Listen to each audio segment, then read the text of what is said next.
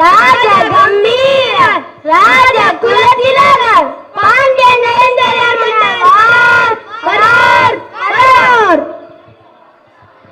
அமருங்கள் அமருங்கள். காவலரே காவலரே, தீப்பொறி பறக்கும் கண்களுடன் கையில் சிலம்புடன் துடிதுடிக்கும் மனத்துடன் பெண்ணொருத்தி வந்துள்ளாள் என்று உங்கள் மன்னரிடம் கூறுங்கள். அரசே வாழ்க, கொற்கை வேணே வாழ்க, பொதியமலை தலைவனே வாழ்க, வலியற்ற பெருமானே வாழ்க. நமது வாயிலில் இளமங்கை ஒருத்தி வந்து நிற்கின்றாள். அவள் எருமத்தலை அசுரனை கொன்ற கொற்றவை போல் உள்ளாள். ஆனால் கொற்றவையும் அல்ல. 7 தேவதைகளில் ஒருத்தியாகிய பிதாரி போல் உள்ளாள். ஆனால் பிதாரியும் அல்ல. சிவபிரானை நடனம் செய்விட்டு பத்திரகாளி போல் உள்ளாள். ஆனால் பத்திரகாளியும் அல்ல. அச்சம் தரத்தக்க காட்டே தன் வாழ்விடமாக கொண்டு காளி போல் உள்ளாள். ஆனால் காளியும் அல்ல. அவள் மிக்க கோபமுடையவள் போலவும் மாசாரியமுடையவள் போலவும் காணப்படுகிறாள். அழகிய பொன் வேலைப்பாடு அமைந்து ஒற்றை கையில் சிலம்பு பிடித்து வந்திருக்கிறாள். அவள் தன் கணவனை இறந்தவளாம். நின்னை காண வந்திருக்கிறாள் மன்னா, நின்னை காண வந்திருக்கிறாள். அப்படியா? அவளை இங்கே வரவிடு. தாயே வருக. இவ்வளவு கோபத்துடன் வந்திருக்கும் பெண்ணே, நீ யார்? புறாவிற்கு உடை தந்து புகழ் பெற்ற சிபி மன்னன் வரலாற்றை தேர்காலில் மகனை இட்டு நியாயம் காத்த மனுநீதி சோழனது பெருங்கதையை நீதியின் இலக்கணமாய் பெற்று பெருமை கொண்ட திருமாவளவன் கரிகால சோழனது பூம்புகார் என்பது எனது ஊர். பெருவணிகன் மாசாத்துவானின் மருமகள். என் பேர் கண்ணகி. உன் முறையீடு என்னவோ? முத்து விளைகின்ற 3 கடசூழ்கின்ற தென்னகத்தில் மும்ரசு கொட்டி முச்சங்கம் வளர்த்த முக்கொடி நிழலிலே முத்தமிழை காப்பாற்றும் மூவேந்தர் பரம்பரையை மூலியாக்க முடிபுரிந்த மன்னவனே, என் முறையீட்டை கேட்பதற்கு முன் நான் யார் என்பதை முழுவதும் தெரிந்து கொள்க. நீ யார்? கண்ணகி, கையில் தனி சிலம்புடன் வந்திருக்கும் கண்ணகி. நீதி வழுவான் நெடுஞ்செழிய பாண்டியனை துணிந்து துரைக்க வந்திருக்கும் கண்ணகி. என்ன? பாண்டிய மன்னா, கோவாபுரியின் பொது மண்டபத்திலே உனது தூதுவர்கள் இருக்கிறார்கள். இதோ பாண்டியத்து பேரவையிலே ரோமானியர்கள் வீரர்களாகவும் தூதுவர்களாகவும் வீற்றிருக்கிறார்கள். கடல் கடந்து கொடி கட்டி ஆளுகின்ற அந்த கொடி கம்பம் முறிந்து விழ அயல் நாட்டா நிகழ்ந்துரைக்க உனது கொடுங்கோல் அளித்த அவசர முடிவிற்கு ஆளாகி கொலையுண்ட கோவலனின் மனைவி நான் என்பதையும் அறிந்திடுக மன்னா, அறிந்திடுக. ஓ, கோவலனின் மனைவியா? சிலம்பு தேடிய கல்வனின் மனைவி. போதும், யாகாவாராயினும் நான் காக்க மன்னா, நான் காக்க. யார் கல்வன்? என் கணவனா கல்வன்? இல்லை இல்லை, அவனை கல்வன் என்று குற்றம் சாட்டியவர்கள் தான் கல்வர்கள். பொறு கண்ணகி, பொறு. ஆத்திரத்தில் அருவி கெட்டு வார்த்தை விடாதே. கையும் களவுமாக பிடிபட்டான் உன் கணவன். கல்வனை தமிழகத்தின் நீதி கொல்லாமல் விடாது என்பது உனக்கு தெரியும் அல்லவா? நீதியின் இலக்கணம் உரைக்கும் நெடுஞ்செழிய பாண்டியனே, உனது நாட்டில் எதற்கு பெயர் நீதி?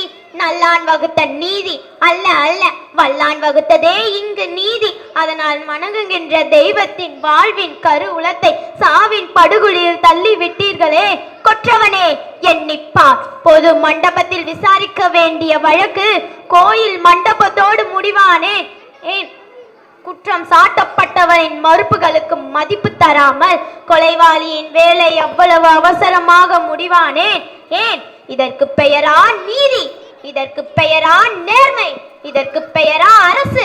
இதற்கு பெயரா அறம் காக்கும் மன்னன்? என்ன?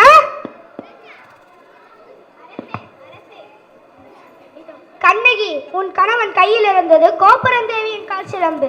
கோப்பெருந்தேவியின் சிலம்பு இல்லை, கோவலனின் தேவியான என்னுடைய சிலம்பு. நம்ப முடியாது என்னால்.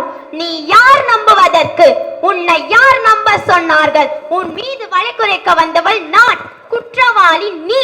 நான் குற்றவாளியா? ஆம், நீ குற்றவாளி. அதனால் தீர்ப்பளிக்கும் உரிமை நின் கையில் இல்லை. இதோ இருக்கிறார்களே பெருஞ்சபையில் பெரியோர்கள், இவர்களே இப்போது நீதிபதிகள். இவர்கள் அளிக்கட்டும் நல்ல தீர்ப்பு.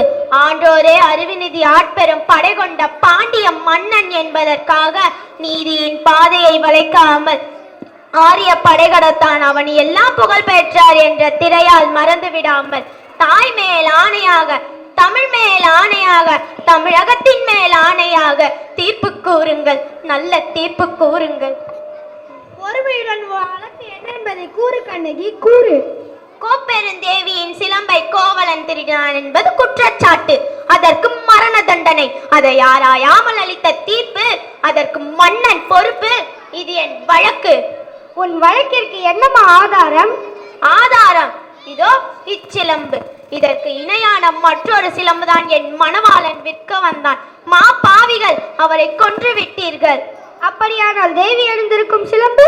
அவைகளில் ஒன்று என்னுடையது. அதற்கு என்ன அடையாளம்? அடையாளம் வேண்டுமா? 1000 கேள்விகள் கேட்டு உன்னை குற்றமற்றவனாக்கிக் கொள்ள துடிக்கிறாயே.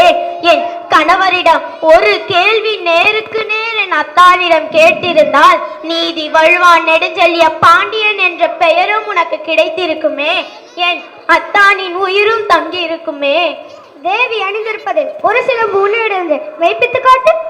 மெய்ப்பித்து என்ன பயன்? இறந்து போன என் கணவனை நீங்கள் தருவீர்களா? வெட்டுண்ட தலையை ஒட்டி தருவீர்களா?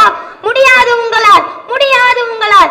ஆனால் ஒன்று, உயிர் போனதால் என் அத்தானின் தலை தொங்கிவிட்டது போல் உங்கள் தலைகளையும் தொங்க வைக்கிறேன். நீதி போனதால், நேர்மை போனதால், மதுரை பாண்டியா, உனது மனைவியின் சிலம்பில் உள்ள பரல்கள் முத்துக்களா மாணிக்கங்களா? முத்துக்கள், அதுவும் கொற்கை முத்துக்கள். என்னுடைய சிலம்பில் உள்ள பரல்கள் மாணிக்க பரல்கள். அப்படியா? எங்கே பார்க்கலாம்? தேவி இப்படி கொடு.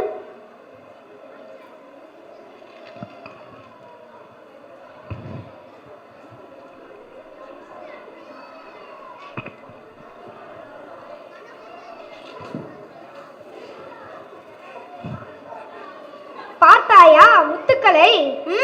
அடுத்த சிலம்பு.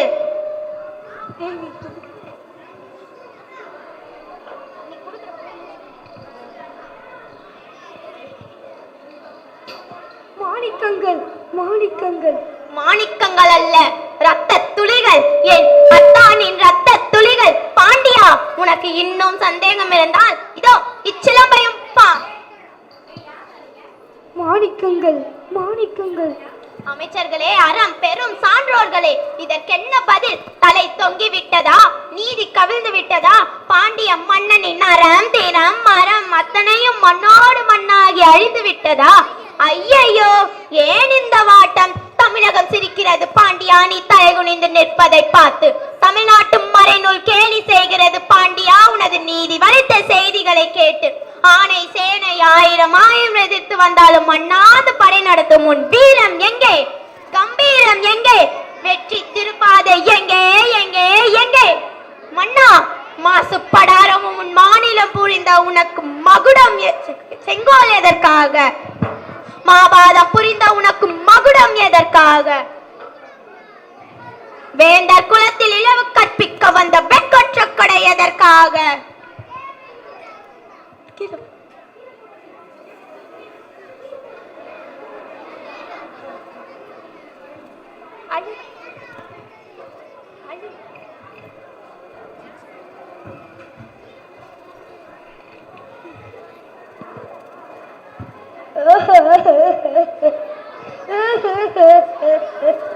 தவறு செய்து விட்டேன், பெரும் தவறு செய்து விட்டேன்.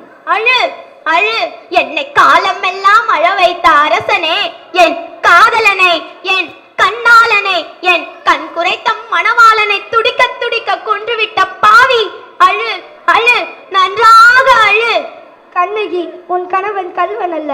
ஆராயாமல் அவசரத்தில் கொன்று விடுங்கள் என ஆணையிட்ட நானே கல்வன், நானே கல்வன். தமிழே, தாயகமே, என் தாயே, மன்னித்து விடம்மா, மன்னித்து விடு.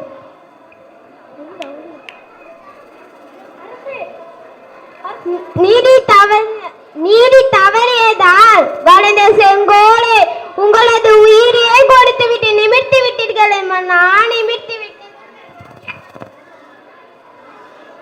அரசே, அரசே, அரசியாரே, நீங்க தானே, நீங்க தானே.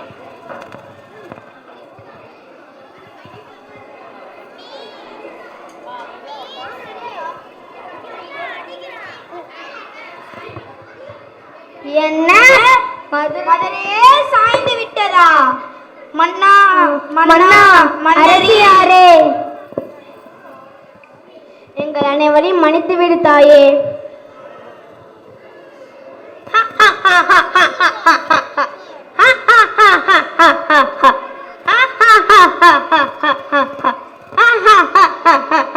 அழியட்டும் அழியட்டும், அடியோடு அழியட்டும். என் நெஞ்சில பூண்ட நெருப்பே, நீதி தவறிய மதுரையை எரித்து விடு, அடியோடு அழித்து விடு.